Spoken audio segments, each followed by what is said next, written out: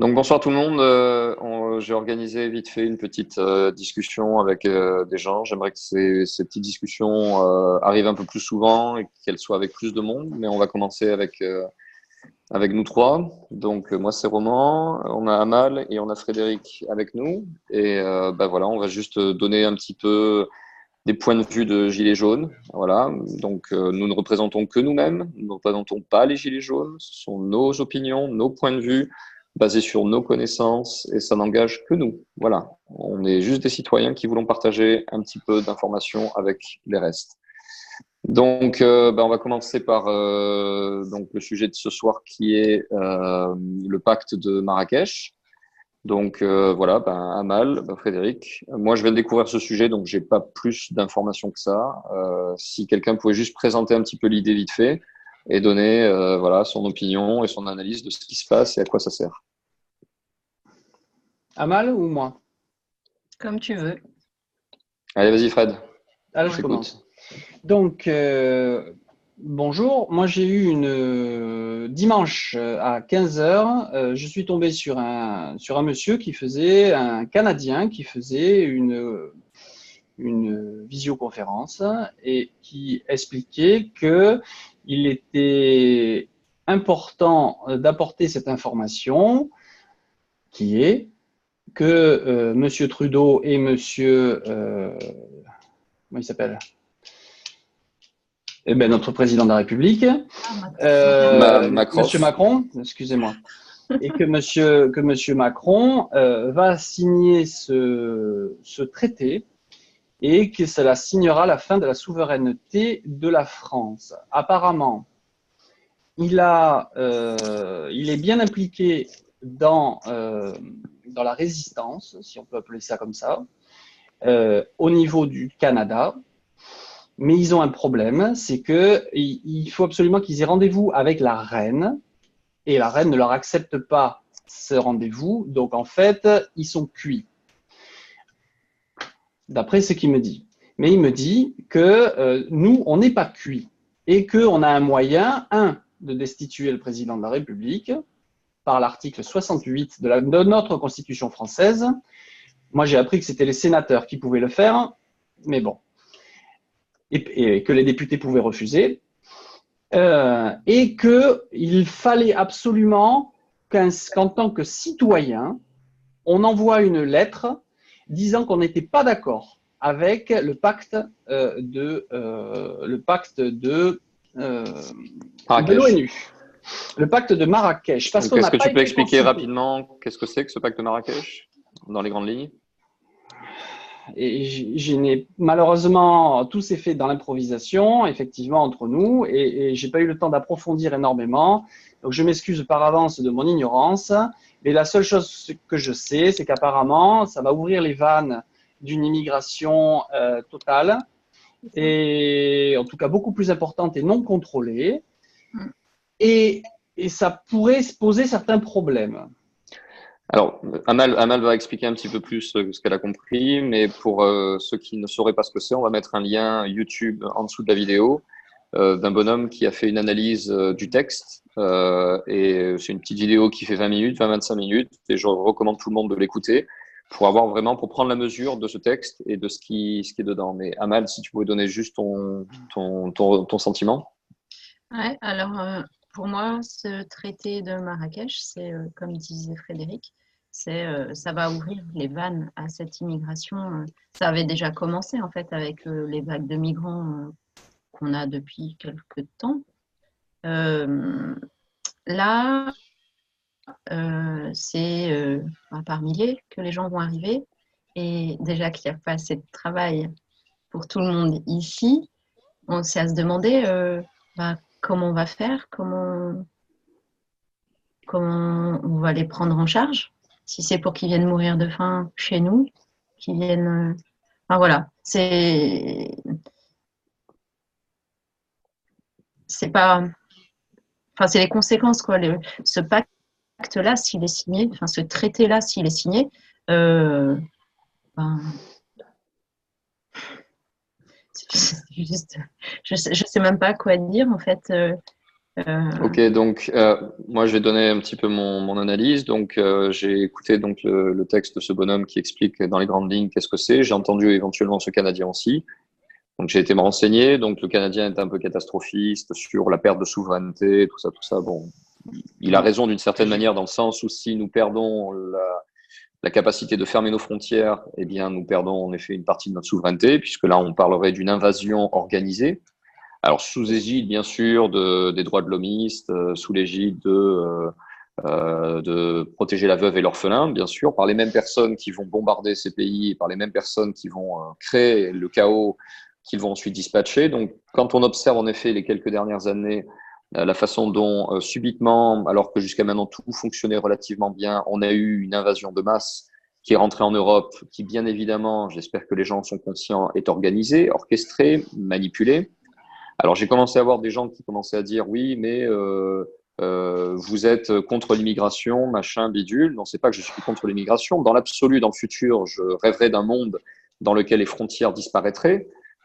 Mais d'ici là, il va falloir qu'il y ait beaucoup de choses qui évoluent, notamment qu'on n'ait plus le système de gouvernance qu'on a en place, qu'on n'ait plus des gens qui saignent les individus et les montent les uns contre les autres pour pouvoir les diviser pour mieux régner. Donc en attendant, je pense que ça devient de la folie de vouloir faire entrer des gens qui vont être encore plus malheureux que là où ils étaient avant. Avant, ils étaient plus ou moins bien, on va dire. On nous les peint comme étant des gens qui souffraient là où ils étaient, mais là-bas, ils avaient, enfin, dans certains pays d'Afrique en tout cas, il y a de la solidarité, il y a de la tradition, il y a de la culture, il y a de l'entraide. Il y a un système qui fonctionne depuis des centaines, voire des milliers d'années. Et là, on va les faire rêver en leur disant, vous allez venir en Europe parce que vous allez voir que c'est très bien, c'est très beau. Et si vous voulez pas, c'est pas grave, on va vous apporter la démocratie. On va détruire vos villages, soi-disant, parce que nous, ce qu'on fait, c'est mieux que vous. Et puis, maintenant qu'on a bien détruit tout ce qu'on a à détruire, on va repeupler votre pays, on va réindustrialiser votre pays à notre façon, en vous apportant bien sûr la dette, le pétrole et ainsi de suite. Et puis, si vous galérez dans votre pays, vous en faites pas, vous allez venir en Europe et vous allez travailler pour 5 euros de l'heure ou 4 euros de l'heure, parce qu'au final, l'idéologie qui est derrière tout ça, c'est la destruction et l'isolation des individus en leur promettant en fait un meilleur avenir et en montant les uns contre les autres.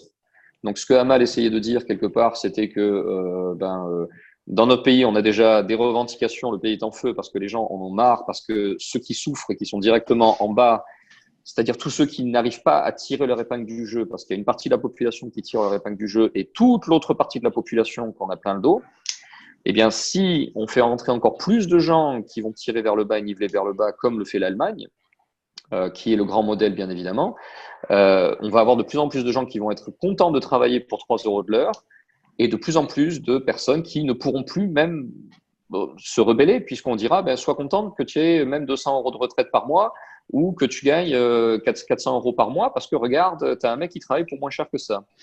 Donc, j'aimerais envoyer un signal fort à tous les bobos, tous les socialos de mes deux qui commencent à me les briser sur Internet, à me dire qu'il faut accueillir la planète entière. Bien sûr que je suis quelqu'un qui aime le monde et qui fait ça pour le monde, mais aujourd'hui, en l'état des choses, d'une part, je ne crois pas que ce soit une bonne chose de déraciner les personnes qui ont déjà un équilibre centenaire avec des traditions, une culture, un savoir-vivre incommensurable. Et deuxièmement, je suis pas certain que de les amener chez nous soit fait pour notre bien. Donc, qu'on arrête de penser que ces gens-là font ça pour notre bien.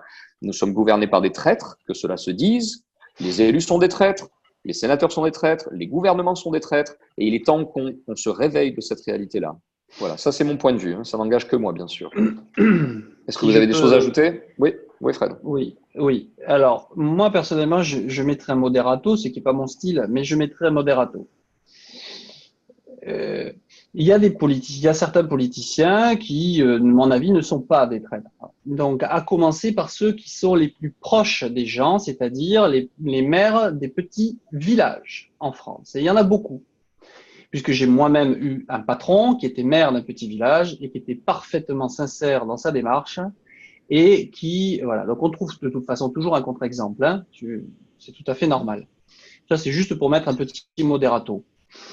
Après, il est bien clair que plus tu grimpes dans la sphère politique, et il y a plus de chances, évidemment, que le système soit complètement vérolé. Il est clair. C'est pour ça qu'à mon avis, il faut refonder complètement notre système politique afin d'atteindre, si tu veux, une certaine représentativité qu'on a perdue depuis longtemps. Ok, Amal, tu veux ajouter quelque chose? J'étais en train de regarder justement là sur un site le pacte en fait. En fait, il serait possible que Emmanuel Macron ne soit même pas comment dire, légitime pour le parce qu'il n'a pas l'appui du Parlement apparemment. Non, c'est sûr. Et puis, il est d'autant moins légitime que depuis le début de 2017, l'élection n'est pas légale dans le sens où, depuis que notre cher Manuel Valls a placé l'autorité judiciaire sous l'égide du gouvernement, il n'y a plus de séparation des trois pouvoirs, donc la Constitution n'est plus valide. Donc que les gens se le mettent aussi dans le crâne. La Constitution n'est plus valide depuis que Manuel Valls n'a plus honoré la séparation des pouvoirs. Donc, l'élection d'Emmanuel Macron n'est pas valide. Donc, il n'a aucun pouvoir, il ne tire son pouvoir d'aucune législation, d'aucun principe juridique qui lui permet d'engager la France et sa responsabilité.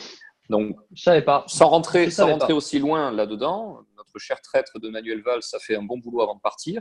Que les gens se renseignent, c'est important que les gens se renseignent. On le sait, on l'a entendu parler, on en a entendu parler à l'époque, puisque les bâtonniers, les avocats et les juges étaient outrés de ce qui s'était passé, mais c'est passé comme une lettre à la poste, bien sûr. Les gens n'ont pas du tout percuté l'impact de ce que c'était, et aujourd'hui, nous avons une preuve de plus que nous vivons en dictature. Donc que les choses soient claires, qu'elles soient clairement dites. Oui, Amal. Oui, en fait, du coup, moi, ça me fait penser à un truc, c'est que ce traité doit être signé lundi, c'est ça? Le 10. Avant, il y a moyen de faire quelque chose déjà en vue de destituer, peut-être pas, peut-être fort. En fait, de destituer Emmanuel Macron. Je ne pense pas qu'il sera possible de destituer qui que ce soit en une semaine. Je pense que la seule chose qu'on peut faire aujourd'hui, c'est informer les gens de manière à ce que les gens soient au courant de ce qui est en train de se passer.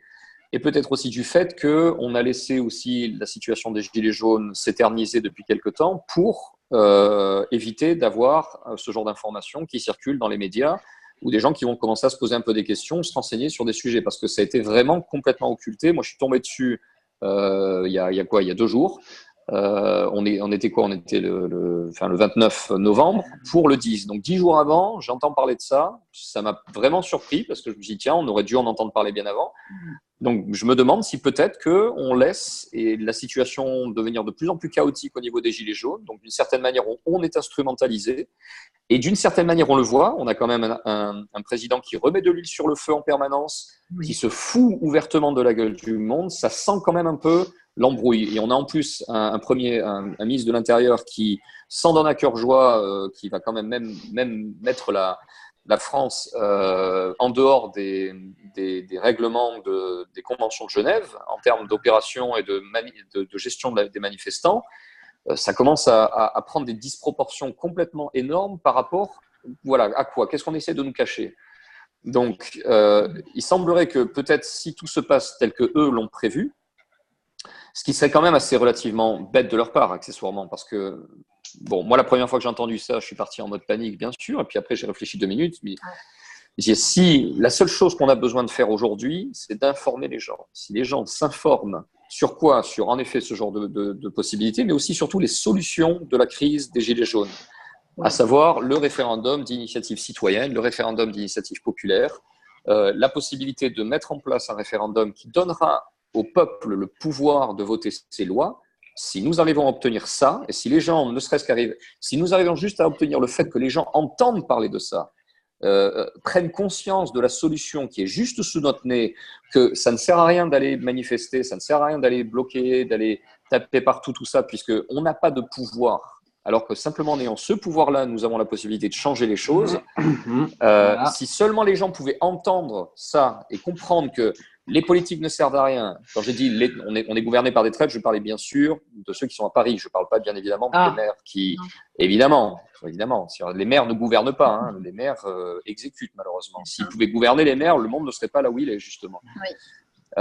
Donc, ce que j'essaie de dire, c'est que est-ce que les gilets jaunes ne sont pas instrumentalisés pour éviter qu'on parle des choses sérieuses? Et dans ce cas-là, il est important que tout le monde ait conscience de ça et que tout le monde commence véritablement à mesurer l'importance de, pas forcément de se calmer. Moi, je dis à personne quoi faire. Chacun fait ce qu'il a envie. Je fais ce que je veux. Les gens font ce qu'ils veulent. Mon mot d'ordre à moi, c'est pacifisme, résistance et respect. Voilà. Après, s'il faut mettre le feu à une préfecture par-ci, par-là, bon, voilà, hein, c'est pas, je vais pas m'allonger par terre. Hein.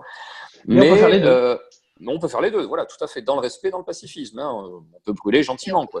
Voilà, exactement. Voilà, mais si les gens ne prennent pas cette opportunité pour ouvrir leur cerveau à de nouvelles idées, ouvrir leur cerveau à l'ignominie qui est devenue notre monde d'aujourd'hui et les solutions qui existent déjà pour pouvoir s'en sortir, pour moi, ce mouvement ne sert strictement à rien. Si c'est juste de la revendication pour casser, pour dire voilà, je suis pas content, ça ne sert à rien. Amal, oui. Ouais, Amal, elle a une idée en fait. Ça fait déjà longtemps qu'on en parle, ça fait longtemps qu'on commence à faire des trucs en ce sens, mais on n'est pas assez nombreux. En fait, déjà, pour peut-être aider les gens à ouvrir les yeux, c'est juste leur demander d'aller faire un retrait au distributeur. Et ils verront bien que là, ça va s'agiter en face. Sans besoin d'aller casser rien. Tu casses rien, tu fais de mal à personne. Donc, retirer l'argent des banques, ouais. Alors, effectivement, Cantona l'avait déjà préconisé depuis longtemps. Bon, pourquoi pas? Pourquoi pas? C'est assez intéressant. Les gens se rendront compte qu'ils ne peuvent pas le faire. Qu'ils ne peuvent pas faire quoi? Ils ne peuvent pas retirer leur argent. Mais non, ils retirent 20 euros, 30 euros. C'est juste ça. Imagine, on est 2 800 000 déjà à le faire ou à avoir oui, allaient le faire. Et ben, je t'avais pas entendu. Bah oui. Je t'avais pas entendu, ça avait coupé. Ça avait coupé au niveau du son. D'accord. Mais donc moi, ce que je pense de cette initiative, elle a une portée déstabilisatrice au niveau du système, en effet. Mais d'un autre côté, pas tant que ça. Pourquoi? Parce que premièrement, il n'y a que 5% d'argent en circulation. Donc, ça veut dire que 95% de l'argent existant, il est en fait digital. Donc, si quelques personnes retirent un peu d'argent, bon, ça va les emmerder. Ils vont être obligés d'imprimer un peu plus d'euros et un peu plus de pièces ou de les rapatrier d'autres pays. Mais ça ne va pas leur faire un troisième trou au cul. Hein, qu'on soit bien clair.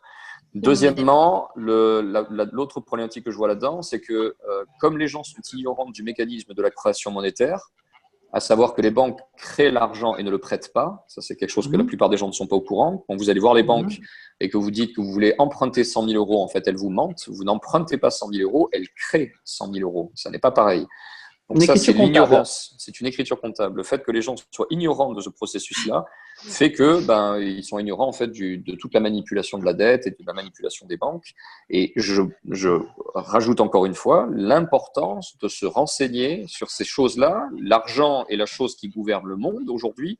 Si vous ne savez pas comment l'argent est créé, si vous ne savez pas comment les banques vous arnaquent à ce niveau-là, alors j'ai même pas besoin d'envoyer un lien, j'ai dit à tout le monde, et j'implore tout le monde de faire ce travail, d'aller sur YouTube et de taper Paul Grignon Argent Dette. C'est un documentaire de 2010, Paul Grignon Argent Dette, qui va vous expliquer tout le processus de la création monétaire et comment aujourd'hui on arrive dans une ignominie, une arnaque plus grande que tout ce que vous pouvez imaginer, où en fait vous avez des gens qui créent l'argent à partir de rien et qui vous le vendent de façon à ce qu'après vous le remboursiez avec un intérêt. Alors oui, Frédéric. Si je peux me permettre, moi j'ai passé 10 ans, si tu veux, à m'intéresser à la bourse.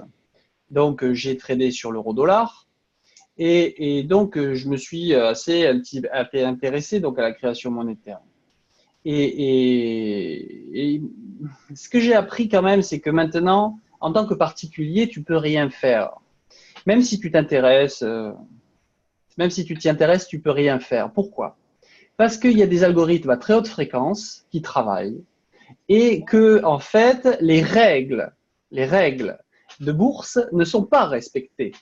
Ce qui veut dire que c'est le plus fort et le plus rapide au niveau des algorithmes qui emporte toute la mise et dans une immoralité la plus totale.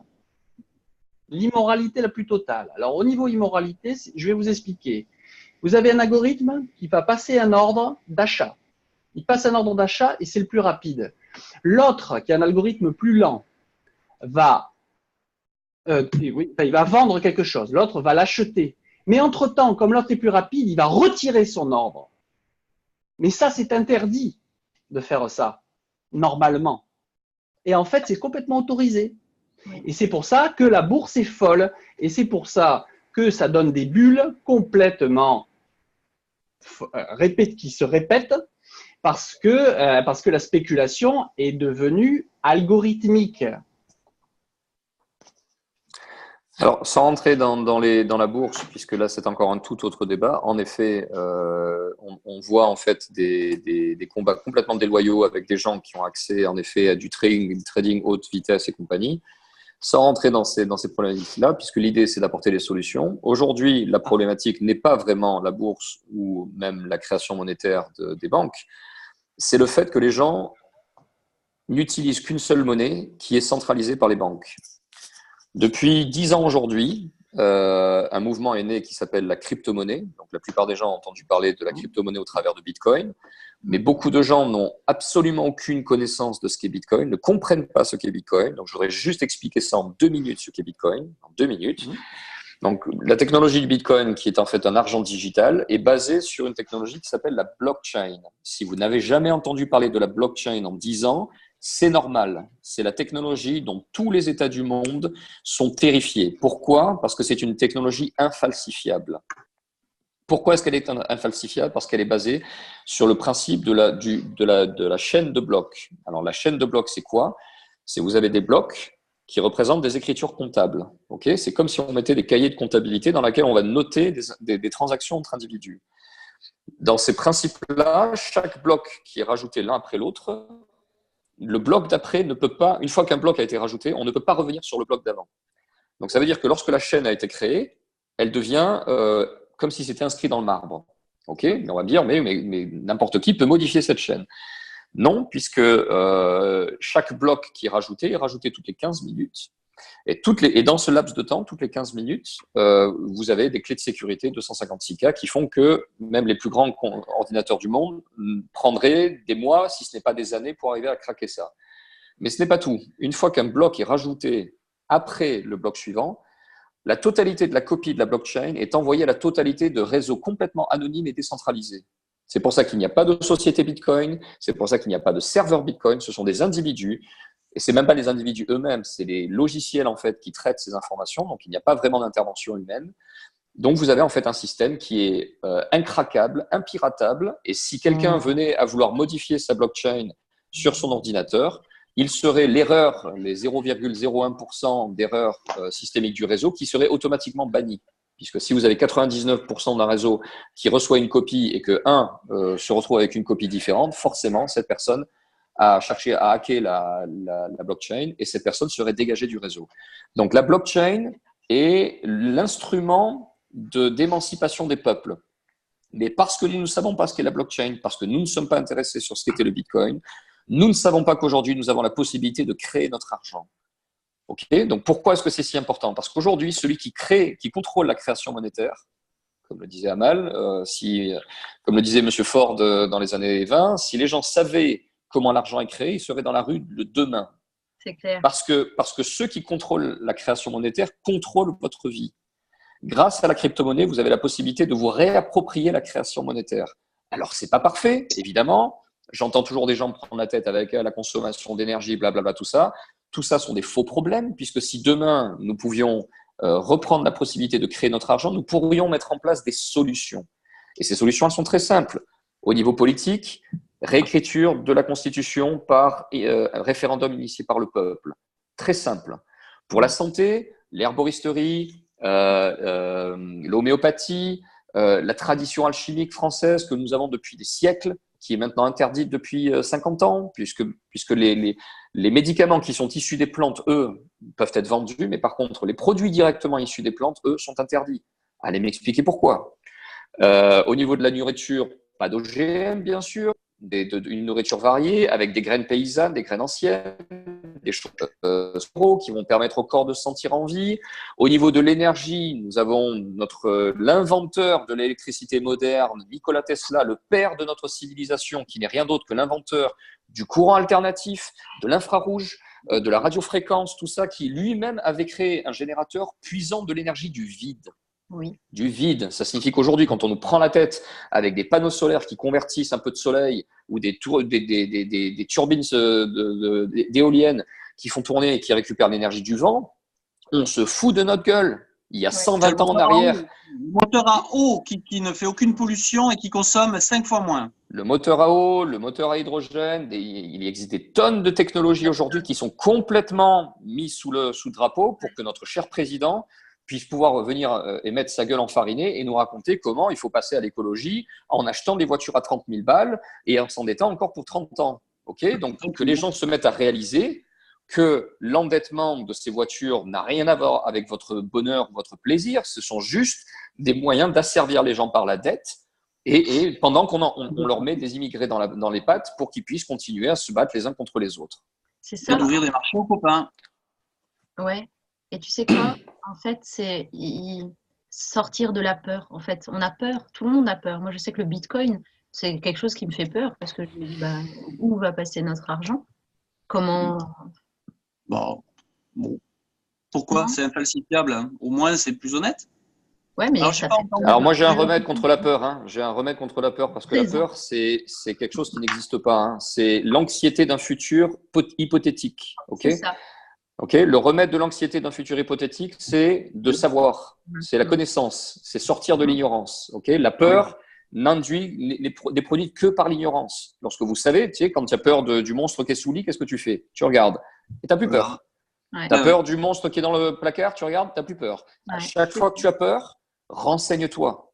Si la peur te pétrifie et t'empêche d'avancer, t'empêche de rechercher tout ça, ça veut dire que tu cèdes à la peur. Ça veut dire que tu as acheté la vente de la peur sur toi. Ça veut dire que tu n'es pas souveraine, ça veut dire que tu ne transcendes pas tes limites, ça veut dire que tu restes figé par la peur.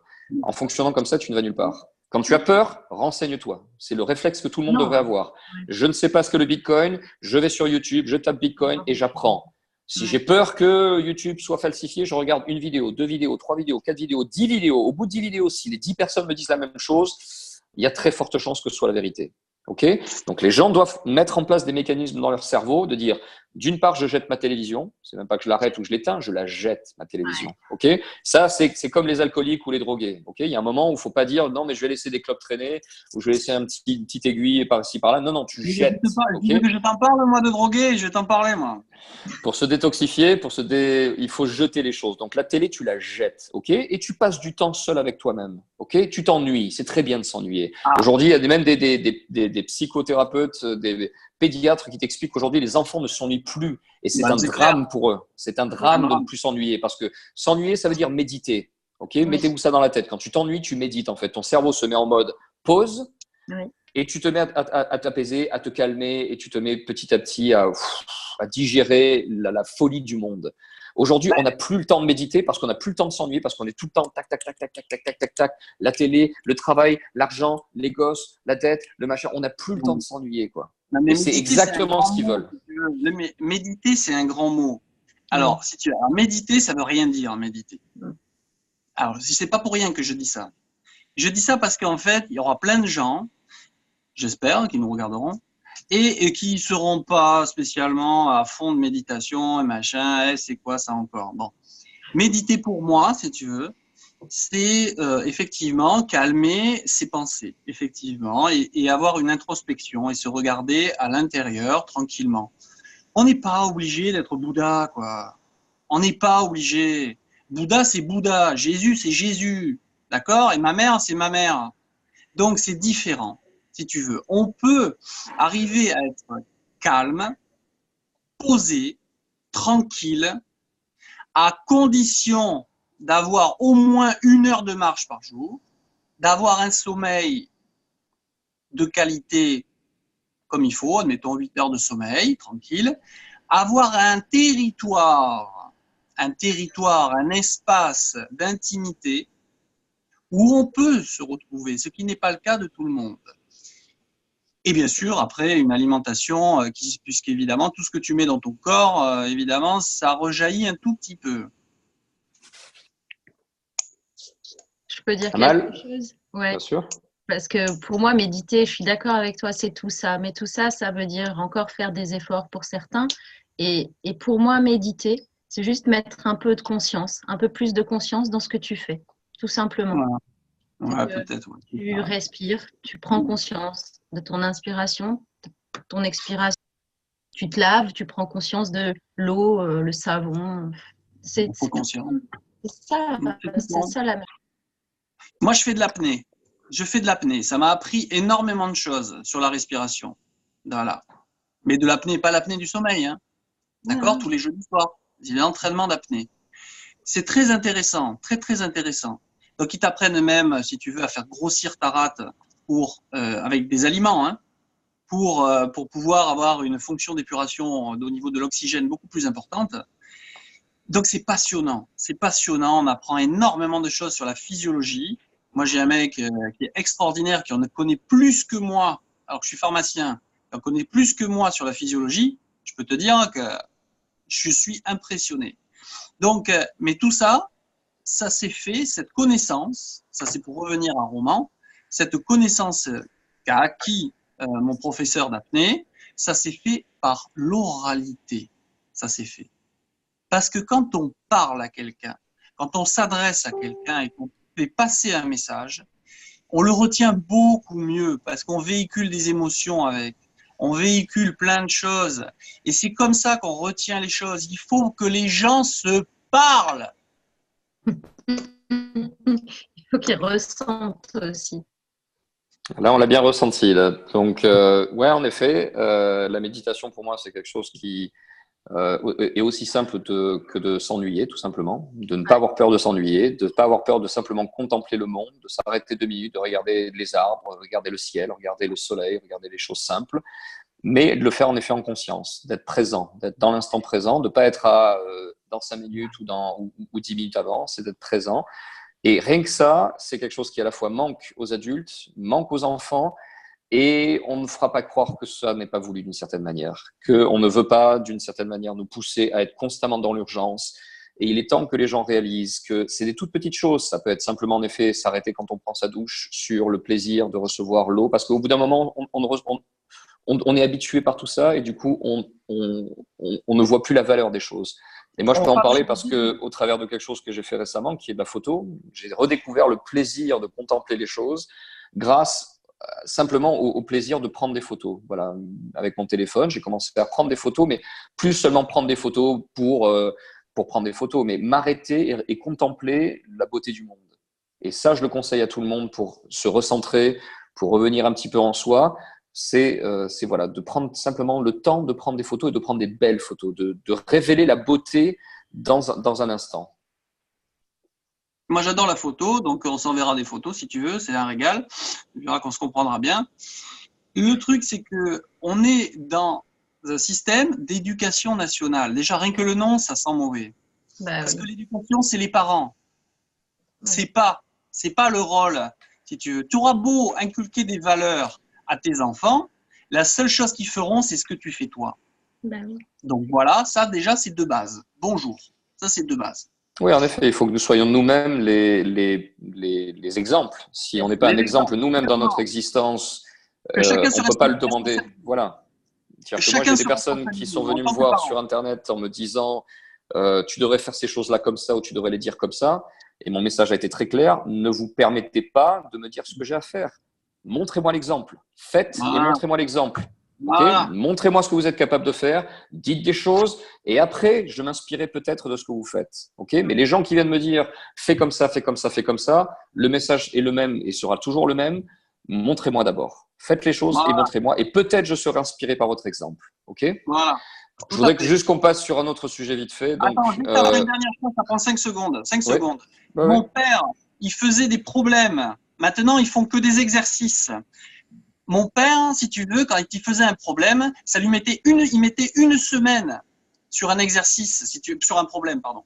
D'accord? Il réfléchissait. Et à un moment donné, il y avait le Eureka.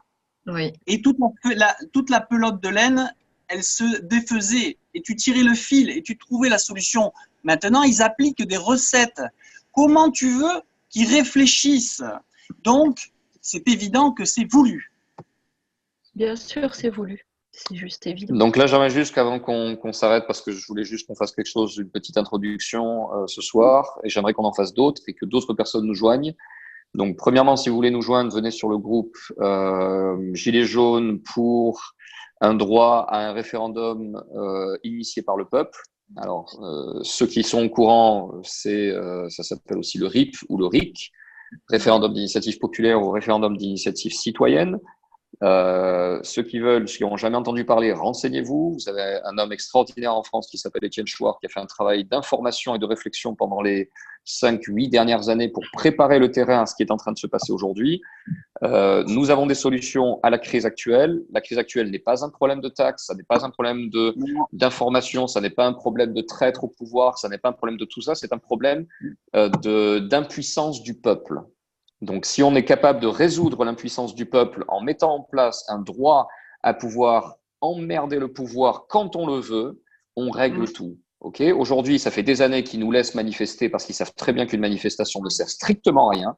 Si demain, on pouvait inscrire dans la Constitution, en modifiant l'article 3 de la Constitution, la possibilité de dire que le peuple est souverain et exerce sa souveraineté, non pas seulement au travers du suffrage universel et du référendum, mais au travers du suffrage universel et du référendum à l'initiative de lui-même, donc simplement en modifiant, en disant que ce n'est pas seulement le référendum qui est consultatif par le pouvoir, mais le référendum qui est initié par le peuple, par le citoyen, par le peuple.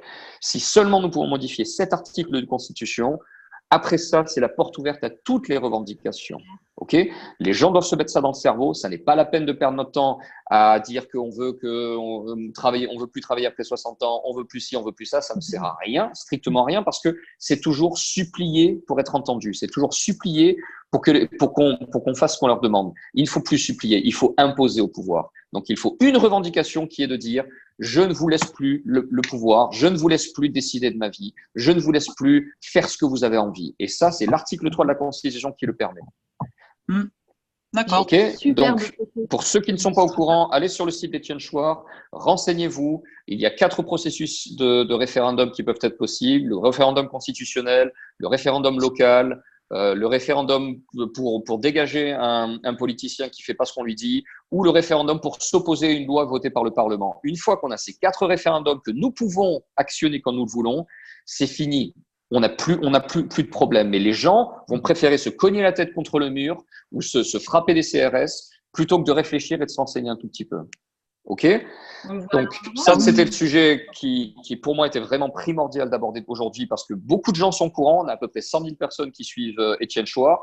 Mais maintenant, 100 000 personnes par rapport à 65 millions, c'est pas suffisant. Il nous faut beaucoup plus de gens parce que, comme l'a très bien dit tout à l'heure Amal, quand tu as peur, tu vas pas regarder.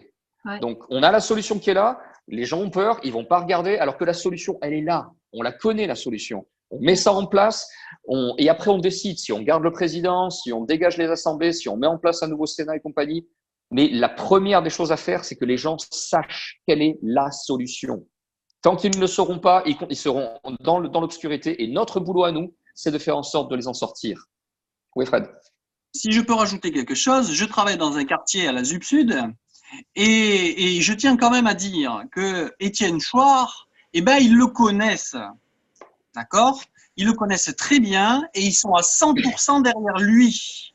Alors moi, ce que j'aimerais bien, c'est que les Français, ils investissent la politique comme les Arabes, ils l'investissent. C'est-à-dire qu'ils ont une conscience politique beaucoup plus importante que les Blancos, comme dirait l'autre. Et ça, c'est une force. Alors, maintenant, si tu veux, il faut se bouger. Moi, je n'opposerai pas les Français aux Blancos ou quoi que ce soit. J'irais simplement dire qu'il y a une catégorie d'individus qui est dans un certain équilibre financier, travail, tout ça. et c'est normal. La nature humaine est faite ainsi. Lorsqu'on est bien, lorsqu'on est équilibré, on n'a pas envie de se casser la tête. On n'a pas envie d'aller remettre le monde en question et compagnie. On n'a pas envie de se bouger les fesses. C'est tout à fait naturel. Ok, donc j'en veux à personne. Ok, je dis simplement qu'aujourd'hui, on a des gens qui sont en souffrance. Que ces gens-là qui pensent qu'ils sont en équilibre, qui croient qu'ils sont heureux, ne le sont peut-être pas autant qu'ils le pensent, ok, et que ça n'est peut-être pas aussi éternel que ça n'y paraît, et que si aujourd'hui des gens sont malheureux et que dans le futur d'autres vont l'être, il serait peut-être intelligent de leur part de commencer à anticiper que peut-être dans le futur des choses vont commencer à partir en sucette et que ce seront les prochains sur la sellette. Donc, ce que je dis, c'est que les gens qui sont dans un équilibre n'ont pas particulièrement envie de se renseigner sur ces choses-là et que c'est l'ignorance de ces choses-là qui fait que on laisse les choses se dégrader. J'ai fait une vidéo en expliquant que les gens, le problème des Français, c'est qu'ils sont trop bons, trop cons, ok, parce qu'on fait confiance, parce qu'on pense qu'on est gouverné par des gens compétents et parce que d'une certaine manière, on est un petit peu le cul bordé de nouilles et qu'on est bien et qu'on n'a pas envie de se tracasser trop et qu'on a un beau pays, le meilleur pays au monde et que du coup, on n'a pas trop envie de s'emmerder et qu'on laisse les choses traîner. Parce que d'une part, on a peur, on se dit qu'on n'est pas capable de faire mieux, on se dit qu'on n'a pas forcément les solutions, qu'on n'a pas forcément envie d'aller les chercher, et que petit à petit, ben voilà, on laisse les choses se dégrader, et on laisse des gens prendre des décisions qui aujourd'hui nous amènent dans le mur.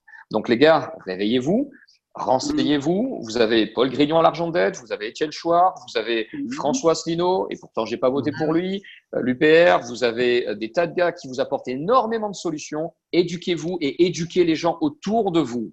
Ce sera là que nous arrivons à nous en sortir. Oui, Amal. En fait, moi, je me rends compte qu'en France, la plupart des gens, et souvent même peut-être parmi les plus, on va dire, chez les intellectuels, pas les intellectuels, mais ceux qu'on appelle comme ça, ils savent même pas ce que c'est une constitution, le pouvoir de notre constitution. Et on apprend ça. J'ai fait des études supérieures et j'ai pas appris ça à la fac. J'ai appris ça quand j'ai fait une formation plus ou moins courte, en fait. Et on avait besoin de savoir comment fonctionnaient les institutions et tout ça. Et donc, il a fallu qu'on apprenne le système constitutionnel avec la constitution française, européenne. Et c'est là que tu découvres et tu te dis, punaise, mais en fait, on est régi par plein de lois. Et normalement, c'est le Sénat qui… Il y a une… Comment dire, ça rentrait dans les détails. Le fait qu'aujourd'hui, la Constitution ne soit pas enseignée à l'école primaire, oui, c'est un acte de trahison. C'est un acte de trahison déjà. Nous faisons en sorte de bourrer le crâne de nos gosses qui travaillent 8 heures, 9 heures, 10 heures des fois quand ils sont à l'école. Pour leur apprendre quoi? Pour leur apprendre des trucs qui ne servent à rien, pour en faire des bons soldats. Mais les choses fondamentales, à savoir notamment la Constitution, j'en parlais il n'y a pas longtemps avec un jeune gilet jaune de 18 ans, je lui disais, mais tu sais ce que c'est la Constitution? Il me dit non. Tu en as déjà entendu parler? Il me dit ouais, j'en ai entendu parler, mais bon, je sais pas ce que c'est. Le fait qu'à 18 ans, on ne sache pas ce qu'est la Constitution dénote d'une volonté de maintenir le peuple dans l'ignorance. Et les gens qui ne le savent pas, je les incite aujourd'hui à se renseigner. La Constitution, c'est très simple, c'est l'ensemble de textes de loi qui sont au-dessus de toutes les autres lois. Et il y a la déclaration. Si on est capable de pouvoir modifier cette Constitution via le peuple, le monde change comme ça. Quand je dis le monde, c'est le monde, et je pèse mes mots, puisque le monde entier regarde la France, et ça c'est encore un message que les gens doivent entendre, ça n'est pas que nous, aujourd'hui, qui sommes en compte, ce sont nos grands-parents, ce sont nos arrière-grands-parents qui nous regardent, ce sont nos petits-enfants, ce sont nos arrière-petits-enfants qui nous regardent, et c'est le monde entier qui regarde la France aujourd'hui, et qui se dit qu'est-ce qui est en train de se passer?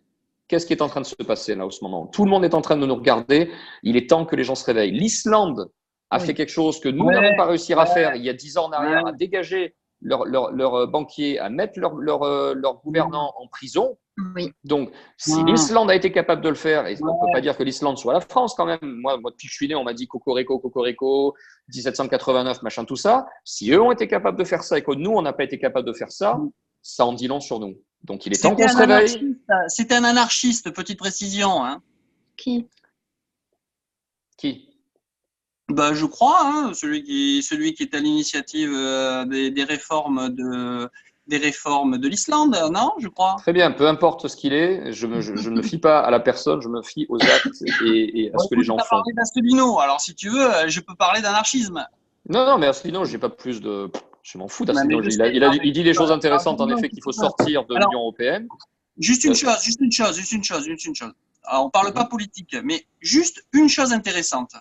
Oui. Est-ce qu'on pourrait parler, pas maintenant, mais un de ces jours, de libertarianisme? Ah, génial, oui. Ça, c'est canadien. Eh ben, ce sera un sujet qu'il faudra qu'on aborde avec d'autres personnes, en effet. Je voudrais juste finir sur un point, c'est qu'aujourd'hui, il faut éviter d'ennuyer les Français. Je voudrais juste envoyer un message. C'est mon point de vue. Si les gens raisonnent avec ça, ce serait bien d'en parler. Arrêtons d'ennuyer les Français. Si les Français ne veulent pas se mêler avec les Gilets jaunes, c'est leur problème. Nous ne sommes pas là pour juger ce que les autres font. Nous sommes là pour agir et agir en notre nom. OK? Essayons de ne pas ennuyer les Français. Les Français, c'est nous. OK? Rappelons-nous de l'ennemi. L'ennemi, ça n'est pas les CRS. L'ennemi, ça n'est pas les flics. Ça ne sont pas les Français qui ne font rien.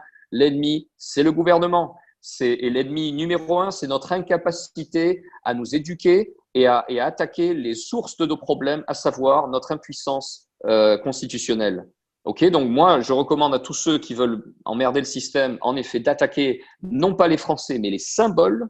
C'est pour ça que je suis tout à fait d'accord d'attaquer les symboles, puisque le système est un symbole. Macron est une marionnette qui fait fonctionner un système et qui fait fonctionner un symbole.